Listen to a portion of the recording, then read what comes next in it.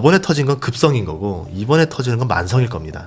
서서히 빠질 거예요. 그러니까 미국 증시를 받치고 있는 좀 두 가지 기둥이 있습니다. 하나가 AI. 지금 대부분의 투자가 AI로 다 쏠려 있고 미국 GDP의 상당 부분을 AI가 다 커버쳐주고 있어요. 침체를 AI로 커버치고 있는 상태입니다. 또 하나가 미국의 유동성이에요. 그러면 미국 증시의 두 기둥이 내년에 더 강화될 것이냐. 제가 볼 때는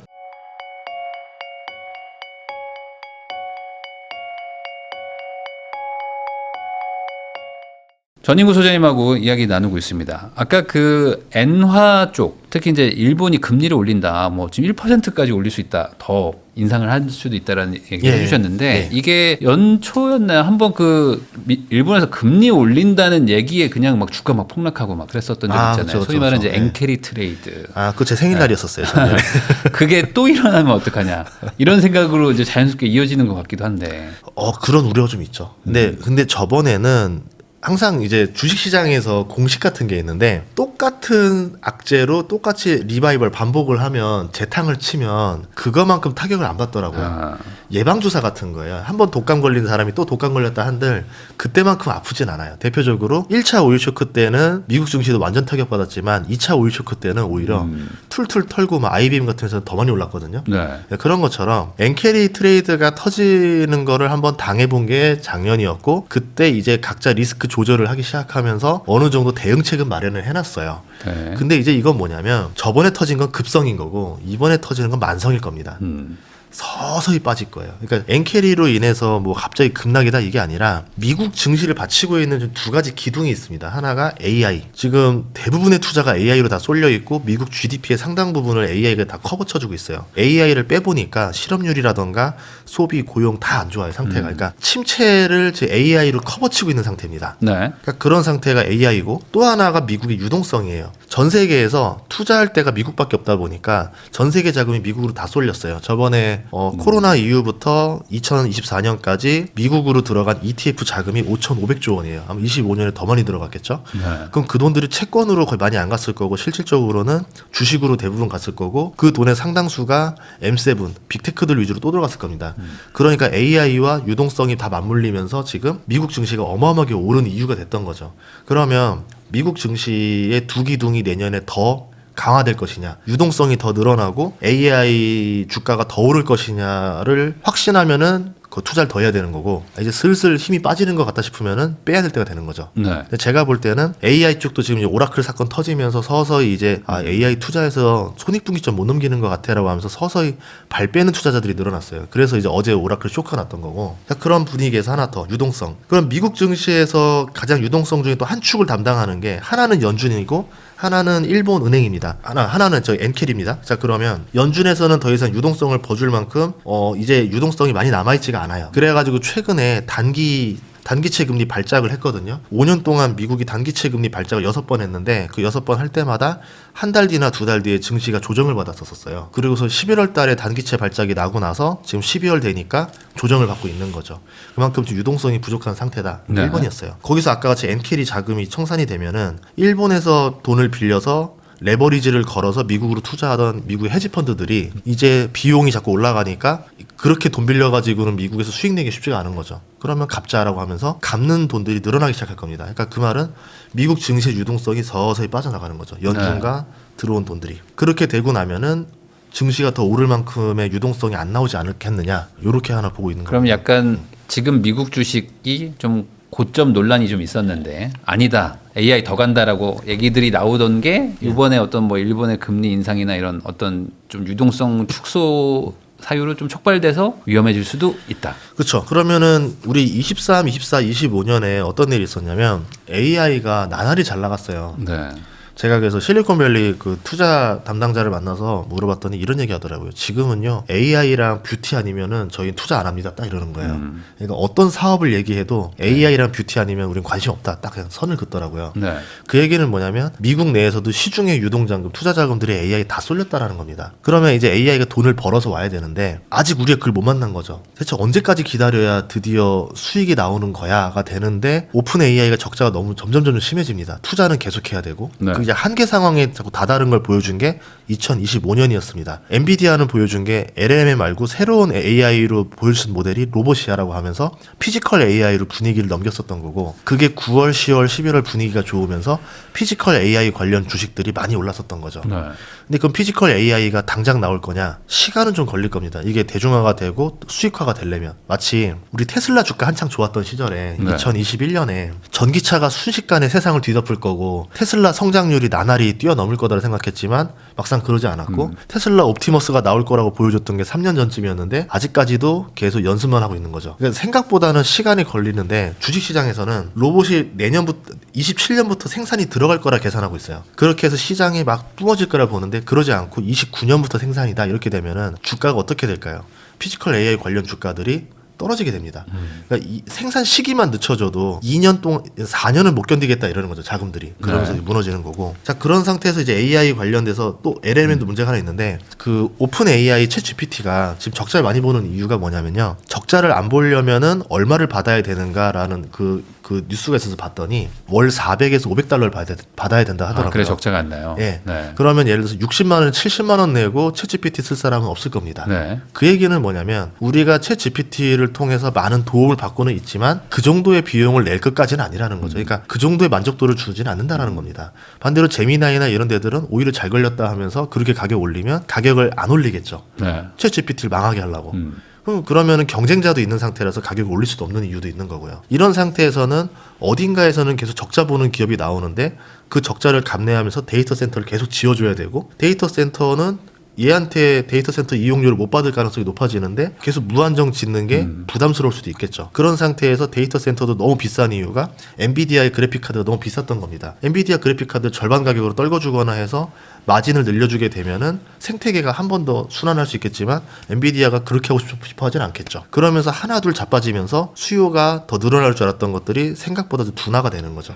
이제 그 산업군이 시작되면 태양광에서도 그렇고 경쟁을 하다 보면은 망하는 회사들이 등장합니다. 그러면서 살아남는 회사들이 독점을 하기 시작하고 독점한 회사가 다시 수익성을 가져가는 거죠. 이게 예전에 벤자민 그레이엄의 U자 투자법이라고 하는 건데, 초반에 그 전기차 때도 수많은 경쟁자들이 나왔어요. 네. 다 죽고 살아남은 게 이제 중국계 몇 개랑 우리나라 현대기아랑 이제 그 테슬라 정도만 살아남고, 이제 앞으로 다음번에 전기차 시대가 왔을 때 그 몇몇 소수 회사들이 시장을 독점해 버리겠죠. AI도 마찬가지예요. 다 먹여주는 시장이 아니고 소수의 독점이 이제 돈을 버는 시절인데, 그 전에 주가에서는 항상 암흑기가 옵니다. 태양광도 그랬고 전기차도 그랬고. 그래서 그 암흑기가 도래할 수 있다는 거죠, 주가에. 그렇게 따지면은 지금 뭐 고점 논란이라는 것들이 있다가 좀 사라졌지만 다시 또 약간 고점 논란에 예. 지금 그런 분위기로 가고 있는 거고, 아무리 뭐 미국에서 금리 인하하고 한다고 하더라도 지금 일본발 지금 긴축이 들어가기 때문에 예.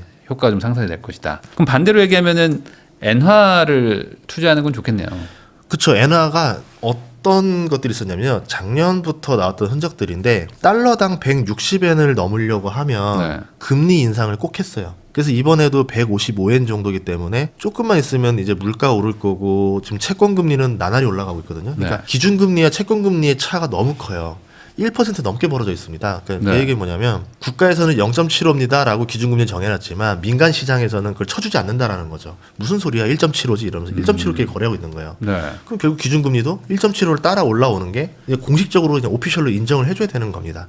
그런 과정으로 계속 올라가게 되니까 결국은 이제 금리가 계속 서서히 올라가 주면서 여기에 대한 투자 이득이 매력이 생기면서 계속 자금들이 유입이 되는 것. 그러면은 엔화가 어쨌든 강해진다는 거는 한국한테는 좋은 거는 아니죠, 이게. 좋은 거 아니죠. 네. 예. 엔화가 강해지면 예를 들어서 지금 한 120엔쯤에서 100엔 밑으로 내려가면은 우리나라가 오히려 수출 경쟁력이 더 좋아지니까 이게 더 매력 있다라 보는데, 그런 상황은 아니고 엔화가 이 정도 내려온다고 해서 우리한테 막 아주 메리트 있다 볼 수는 없어요. 대표적으로 또 하나가 있었던 게 뭐냐면 2011년 때 동일본 대지진 났을 때였는데요. 네. 엔화의 매력은 뭐냐면 달러가 붕괴돼서 달러가 약해지거나 달러의 위기가 오거나 미국 경제가 안 좋아졌을 때 엔화로 돈이 들어옵니다. 그래서 달러가 약해지면 엔화가 강세로 올라가 버려요. 네. 2011년에 어떤 시절이었냐면 차화정이었습니다. 특히 현대차가 성장할 수 있었던 비결이, 도요타가 그 당시 때 시장을 장악하고 있었는데 엔화가 너무 급등하면서 도요타가 미국에서 수출하는 게 마진이 안 나버리는 거예요. 너무 네. 힘들죠. 그럼 가격을 올려야 되겠죠. 그런 상태에서 우리나라는 고환율이 되면서 마진이 좋아지기 시작한 겁니다.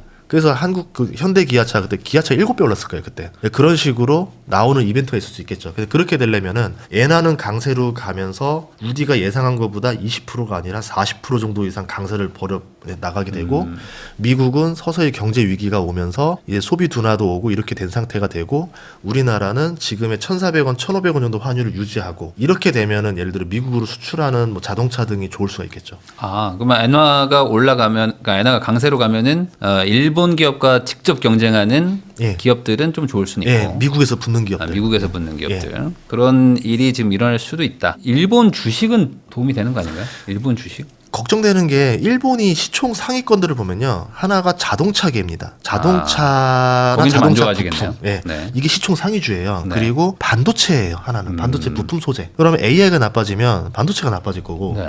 미국 경기가 침체되면은 자동차 시장이 안 좋아집니다. 일본은 미국 경제에 따라서 같이 연동이 되는 상태인데 엔화는 올라가지만 미국 경제가 나빠지면 얘네들은 증시는 안 좋은 거죠. 네. 그럼 제일 최적화된 투자법은 뭐냐면 두 가지를 할 수 있는데 확률을 제일 높이고 싶다고 하면 그냥 엔화만 사는 거예요. 엔화만 사면 양도세가 없습니다. 네. 환차익이니까. 네. 그리고 너무 심플하죠. 엔화가 160엔 넘는 거 쉽지 않아 보이고 강세로 갈 가능성이 높아 보이니까 엔화 투자는 큰 수익을 내기는 어렵겠지만 확률이 높은 투자가 되는 거고 여기서 좀 더 큰 걸 먹고 싶다라 그러면은 엔화로 미국 국채를 사는 거예요. 네. 미국 경제가 AI 쪽이 좀 상황이 안 좋아지면서 좀 침체의 모습이 더 드러나기 시작한다. 그러면 미국 입장에서는 기준금리를 더 내려야 됩니다.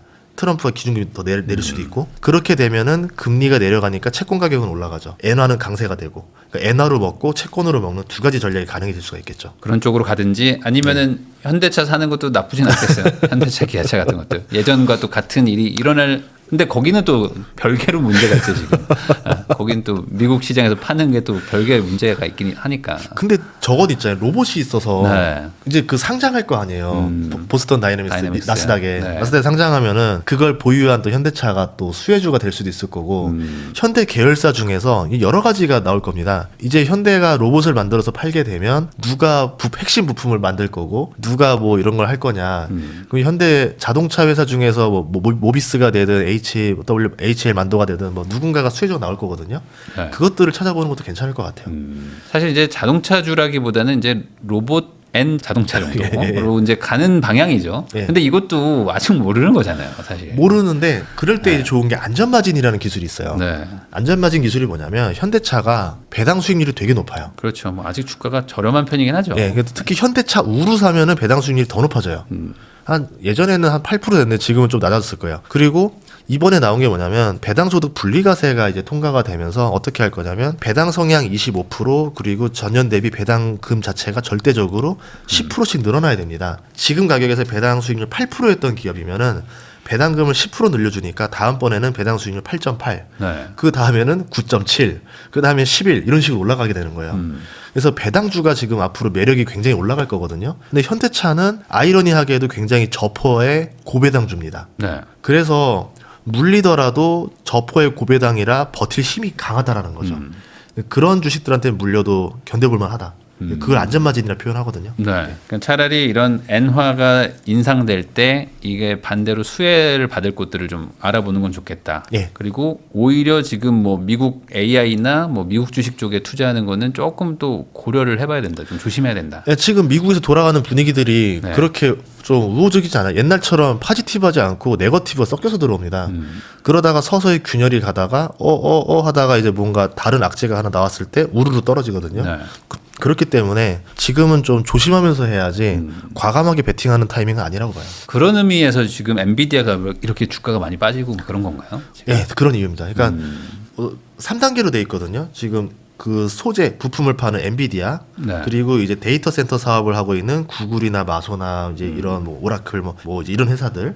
자, 그 다음에 이걸 가지고 소프트웨어를 학습을 시켜서 사람들한테 고객들한테 돈을 받는 챗 GPT 같은 회사들. 네. 자, 그럼 챗 GPT는 돈을 못 벌고 있어요. 적자래요. 그럼 얘는 돈이 필요하니까 돈 좀 빌려주세요를 그동안 누가 해줬냐면 엔비디아가 빌려주던가 빅테크가 빌려주던가 하면서 얘네들한테 돈을 공급해주고 얘네들은 그 돈을 가지고 데이터 센터 사용료를 냈던 겁니다. 네. 데이터 센터는 앞으로 얘한테 뭐 몇 년치 계약 수주가 있으니까 이거를 담보로 데이터 센터를 확장했던 거고 그거를 지으면서 빅테크들은 자기 돈으로 줬는데 좀 부족했던 데들은 오라클 같은 데들은 그걸 또 투자를 받아가지고 투자금으로 돌려막기. 한 거죠. 네. 메타도 그렇게 있겠고 그렇게 되니까 어쨌든 빚까지 땡겨서 이제 GPU를 사서 자꾸 지으니까 성장 속도가 커 보이니까 엔비디아가 주가 계속 올랐던 거죠.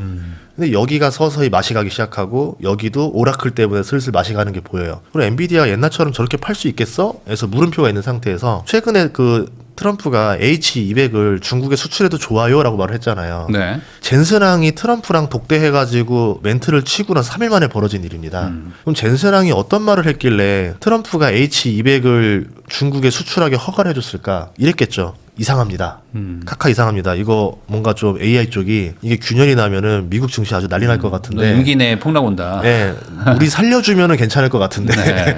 엔비디아 살리고 AI 저기 다음 중간 선거까지 한 텀 더 막아 볼 거냐? 아니면은 지금 폭탄 한번 터뜨릴까요? 이렇게 했을 때 트럼프 입장에서는 야 H200 중국에 수출해. 이랬으니까 서로 딜이 맞잖아요. 그렇게 갔을 가능성이 맞는데 중국에서는 안 써 이래버린 거죠. 근데 안 써라는 말이 둘 중에 하나예요. 이게 뭐냐면 당연히 안 써라고 말할 거 뻔히 했었어요. 왜냐하면 받으면 자존심 상하잖아요. 네. 그렇게 하고 뭐 하냐면 해외에 있는 기업들 통해서 뒤로. 우회로 사는 걸 하겠죠. 그런 식으로 하지 않겠나 싶습니다. 그렇게 따지면 엔비디아도 지금 뭐 단기로 봤을 땐 저점으로 봐야 되는 거 아니에요? 회복되는 거 아닐까요? 그 대신에 이제 아까 말한 절대적인 걸 봐야죠. 챗GPT가 적자가 감소해야 될 게 1번. 네. 두 번째, 데이터 센터 축소하겠다라는 얘기가 없어야 되는 게 2번. 그런 상태가 돼야 그 GPU를 계속 나날이 많이 팔 수 있다로 되기 때문에 성장 각도가 계속 유지가 되는 거죠. 그러니까 AI 시장은 성장하는 건 맞아요. 근데 지금 우리가 생각하는 거는 연 30%씩 성장할 거냐, 연 20% 성장할 거냐, 10% 성장할 거냐를 보는데 테슬라 주가가 옛날에 $400 찍고 고꾸라졌을 때도 뭐냐면 매년 성장률을 30%로 보다가 이게 점점 그렇죠. 각도가 낮아지니까 죽거든요.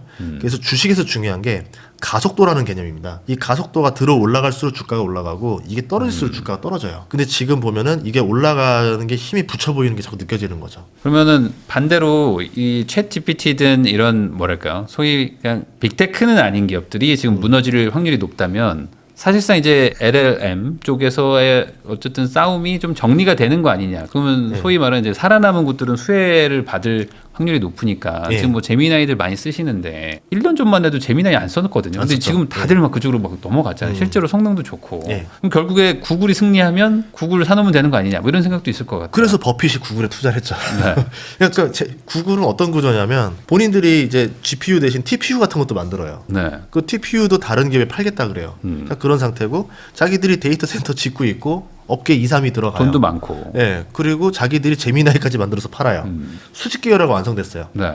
그리고 이 AI 사업이 망해도 상관없는 게 애초에 돈을 엄청 잘 벌어요. 네. 자기 번 돈에서 일부만 투자하고 있어요. 그러니까 어떤 느낌이냐면 친구들끼리 사업하는데 어떤 친구들은 그냥 본인 예금 통장에서 일부를 빼서 사업하는 친구랑 영끌해가지고 들어온 친구랑 똑같이 동업을 했는데 망하면 이 친구들은 에이, 좋은 경험이야 수업료에서 탁탁 털고 가면 되는데 이 친구는 큰일 나는 거죠. 네. 예, 지금 그게 AI 게임 하고 있는 거예요. 그래서 저는 LLM에서는 이런 식으로 시장이 거의 재편돼서 끝나가는 것 같고 왜냐하면 사람들 입장에서는 제미나이 하나든 챗GPT든 하나만 있으면 되는 거지 그렇죠. 여러 개 쓸 필요 없거든요. 네. 아이폰 때처럼. 대신에 그러면 시장이 살아나려면 LLM이 아니라 다음으로 넘어가야 돼요. 아까 말한 대로 뭐 피지컬, 그러니까 로봇이 빨리 등장한다던가 네. 자율주행이 빨리 들어온다던가 아니면 저는 희망을 가지고 있는 거는 바이오 쪽으로 AI가 뭔가 좀 포텐이 터져서 빠른 결과들이 나온다. 예를 들어 뭐 신약이 22년도에는 뭐 1년에 100건밖에 안 나왔는데 AI 이후로 26년도에 1년에 뭐 300건이 나오기 시작한다더라. 그럼 제약주들이 막 포텐이 터지잖아요. 그러면 아 AI가 드디어 돈이 여기서 되는구나. 이렇게 볼 수 있겠죠. 실제로 제가 이해가 안 갔던 게 엔비디아 본사를 갔었는데 엔비디아가 LLM이라던가 뭐 피지컬 AI라던가 이런 쪽으로 맨날 이제 젠슨왕이 막 한 번씩 홍보를 많이 해줘요. 근데 여기에 바이오 AI 팀이 있거든요. 되게 훌륭한 자원들 다 데려와서 하고 있습니다. 근데 그 이야기를 잘 안 해요. 그러니까 아직 뭐 준비가 안 된 거라고 볼 수도 있겠지만 마지막에 이게 완성됐을 때 젠슨왕 입장에서는 깜짝 카드가 하나는 남아 있다. 그걸 보였을 때는 이제 바이오 AI까지 한 번 더 갈 수 있지 않을까 이렇게도 볼 수 있겠죠. 그러면은 바이오 관련해 가지고 뭐 여러 기업이 있겠지만 어쨌든 구글이 뭐 지금 노벨상도 받고 막 그러고 있잖아요. 그럼 결국에 이래나 저래나 다 구글 아니냐라는 얘기도 그렇게 정리가 될 것 같기도 한데. 구글이 근데 항상 만년 저평가긴 했어요. 그러니까 항상 보면 빅테크들 중에서도 네. 상승률이 제일 적은 편에 속하고 네. 하락률도 제일 적은 편에 속하고 뭐라 해야 될까? 제일 PER도 낮은 편에 속하고 네. 그러니까 워렌 버핏 입장에서는 그냥 싸고 좋다, 돈 잘 버는데 싸고 뭐 안전하다 이렇게 보는 것 같아요. 제가 봐도 구글이 하고 있는 사업들이 너무 좋은 게 많아요. 세계 1등이 많습니다. 크롬만 하더라도 전 세계 90%를 장악했고요. 유튜브도 전 세계를 장악했고 유튜브를 대체할 만한 플랫폼이 보이진 않아요. 틱톡이나 이런 것도 유튜브랑 경쟁자라 볼 수는 없을 것 같고 그런 것들을 가진 상태에서 안드로이드, 스마트폰에 안드로이드 가지고 있죠. 거기에다가 말한 대로 제미나이까지 가지기 시작했죠. 네. 엔비디아 GPU에 상대할 수 있는 TPU도 가지기 시작했죠. 클라우드 세계 3대 클라우드에 들어가 있죠. 세계급의 것들을 너무 많이 가지고 있어서 매력적인 기업이긴 한데 다만 주가는 그렇다고 해서 안 떨어지는 건 아니다. 네. 라고 말할 수 있을 것 같아요. 아, 그러면은 결국에 지금 전반적으로 미국 주식의 어떤 고점은 고가 논란이 좀 있기 때문에 말씀하신 대로 뭐 엔화에서든 어디서든지 이제 그 트리거만 터지면 예. 내려간다. 워렌 버핏이 최근 뭐 한 50% 하락도 올 수 있다 뭐 이런 얘기도 예. 있어요. 이게 어떤 의미로 해석을 해요? 버핏이 이제 그 어떻게 보면은 마지막 유언 같은 느낌처럼 말을 한 거죠. 네. 왜냐하면 자기 인생에서 50% 하락 한 3번 맞아봤는데 네. 나 없어도 그런 일은 계속 벌어지고 그렇게 되더라도 계속 시장은 성장하니까 너무 겁먹지 마라. 왜냐하면 이제 버크셔 해서웨이라는 주식은 워렌 버핏 하나 보고 들어온 주주들이 많이 있는데 그렇죠. 버핏이 빠졌는데 만약에 뭐 증시가 하락해서 버크셔 주가가 급락하면 사람들이 패닉세를 던질 거 아니에요. 네. 그거를 막기 위한 멘트라 본 것 같아요. 그리고 오히려 그때쯤 되면은 사야죠. 50% 하락되면은 저는 30% 하락만 돼도 사야 된다 봐요. 옛날과 다른 게 예전에는 50% 하락이 나올 수가 있었어요. 왜냐하면 네. 부동산이란 투자도 매력적이었고 투자처가 좋았었으니까 그리고 정보력이 늦었으니까. 근데 지금은 정보력이 너무 빠릅니다. 속도가. 그리고 사람들이 유동성이 너무 많고 네. 투자를 해서 돈을 벌어야 된다라는 그게 너무 강해요. 사람들이 옛날처럼 근로로 돈 벌 거야라는 것보다 투자로 돈 벌 거야가 굉장히 강해진 상태이기 때문에 옛날처럼 50% 하락 나오기 쉽진 않아 보여요. 그냥 한 30% 정도만 하락해도 그때 내가 정말 갖고 싶었던 좋은 주식을 그때 열심히 담아야 된다라 생각해요. 저번에 제가 그때 여기 출연했을 때가 1월 달인가 그때 했었을 거예요. 네. 그때 어떤 얘기 했었냐면 25% 정도 하락할 것 같다. 최대 본다면은. 그리고 나서 명절 지나고 나서 서서히 빠지다가 4월 달에 빠진 것까지 보면은 나스닥이 그때 25% 하락했더라고요. 네. 그리고 나서 바로 V자 반등 들어왔던 게 사람들 유동성이 워낙 많이 있다 보니까 그렇게 하락하는 거를 이해를 못 하는 거죠. 막 들어옵니다. 그러니까 마치 앞으로는 V자 반등이 굉장히 많아질 것 같아요. 그래서 여러분들도 조정이 온다 그러면 너무 공포를 가지지 말고 그때 나도 워렌 버핏처럼 내가 그동안 갖고 싶었던 주식을 싸게 살 거야 들어오시면 될 것 같아요. 저는 개인적으로 테슬라를 타는데 FSD가 이제 한국에 들어왔는데 제가 그게 되거든요. X예요? 네, 근데 너무 좋아요. 제가 지금 X 좀 중고차 살려고 계속 알아보고 지금 중고차들 못 사요. 지금 완전 다 지금 뭐 신차도 지금 안 나오고 있는데 너무 좋거든요. 네. 근데 주가는 너무 비싸요. 그래서 내가 이거 못 사겠어. 네. 너무 좋은 회사 같은데. 네. 테슬라 근데 뭐 계속 가더라고요. 또 500달러 뭐 돌파하고 또 빠지긴 하지만 여기는 좀 고점 논란이 없는 건가요? 고점이 약간 비싸죠. 계산을 해봤더니 너무 비싼 거 아닌가요? 퍼 300배예요. 300배를 못 들어가겠어요. 너무 좋은 회사 같은데. 네, 거기다가 너무 호재들이 너무 많이 터졌어요. 졸지에. 네. 다 터졌어요. 근데 그래서 테슬라 주식 저도 참 좋아하는데 결론적으로 생각하자면 200달러 이하일 때는 정말 테슬라 주식을 진심으로 많이 담아야 될 때고 네. 지금 500인데. 네, 400달러 이상일 때는 네.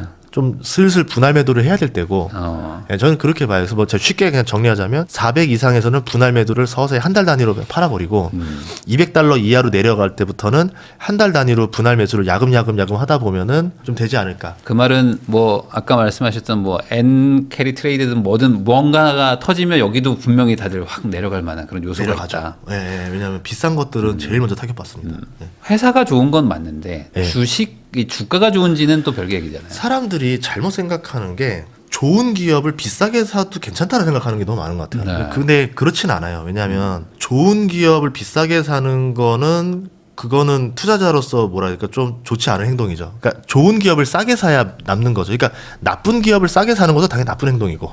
예를 들어서 기술력이 엄청나게 뛰어나다. 이런 기업들은 제가 도저히 뭐 30달러엔 살 수 없는데 얘네들이 5달러까지 내려온 날이 있다. 근데 저 기술이 반드시 쓰일 거는 같더라. 얼마 볼지는 감은 안 와요. 그래도 사도 되는 거죠. 네. 싸니까. 그러니까 안전마진이라는 하나를 걸었잖아요. 그러니까 좋은 기업이라는 게 꼭 안전마진은 아니에요. 예를 들어서 애플같이 그러니까 성장하는 구간에서 계속 좋아지고 있는데 PER이 그렇게 높지 않다. 아주 비싸지 않은 상태면 괜찮아요. 뭐 애플 PER 한 25배 27배 그때는 괜찮아요. 그런데 이제 애플을 37배, 40배에 산다고 하면은 그거는 그렇게 매력적인 행동은 아닌 거죠. 그러니까 그 프리미엄이라는 게 시간에 대한 가격이거든요. 네. 제가 애플이라는 주식을 3년치 선반영한 가격을 미리 주고 살 필요는 없다라는 거죠. 테슬라는 지금 한 주가를 계산해 보니까 2030년쯤에가 2033년에 $1,000 정도가 적정 주가가 되더라고요. 그럼 지금 500달러잖아요. 네. 여기서 25년이니까 한 8년? 5년, 8년 보면 2030년에 $1,000입니다. 5년이니까 5년에 2배 정도 되는 가격이거든요. 그러면 한 S&P 500 평균 정도 수익률은 나올 것 같아요. 네. 근데 만약에 내가 더 싸게 사면 연평균 수익률 한 20%, 25%까지 볼 수도 있겠죠. 근데 테슬라라는 기업이 앞으로 어떻게 될지 모르는 리스크가 있기 때문에 S&P 500 평균 수익률에 준하게 투자하면 좀 안 되겠죠. 그런 걸 보면은 한 $400 아래에서 사야 되는 게 더 적절하지 않겠나 이렇게 봅니다. 그러니까 좋은 회사임에는 틀림없지만 좋은 주가가 올 때까지 좀 기다려라. 예. 워렌 버핏 항상 얘기하듯이 굳이 이거 안 휘둘러도 된다. 예. 계속 기다리다 보면 한 번은 온다. 그리고 버핏이 구글 사다 따라 사시는 분들이 있는데요. 네. 버핏은 9월에 살 걸. 아, 만약에 장이 무너지잖아요. 네. 구글 더 살 거예요 아마. 근데 우리는 그런 돈이 없을 때가 후회가 되는 거죠. 그렇죠. 뭐 한 200조 들고 있잖아요. 그 할아버지. 예. 그러니까 받고 더 그걸 할 수 있는 사람이라서 그 애플 살 때가 어떻게 했냐면 한 애플 주식을 2년 동안 내리 담았는데 증시가 조정 올 때마다 애플을 대규모로 담았습니다. 네. 세 번째인가 네 번째 매수 때가 정말 대량 매수를 했었어요. 그런 것처럼 구글이라는 주식을 아마 한 번 사고 끝나진 않을 것 같고 조정을 줄 때마다 살 것 같은데 여러분들도 그런 전략으로 접근하면 괜찮은데 그게 아니라 지금 가진 돈을 막 몰빵해 버리면 그렇죠. 담이 없는 거죠. 지금 또 막 테슬라 2배 레버리지 사시는 분들 있을 텐데 그런 거 좀 안 예. 하시면 좋겠다. 이렇게 예. 정리할 수 있겠습니다.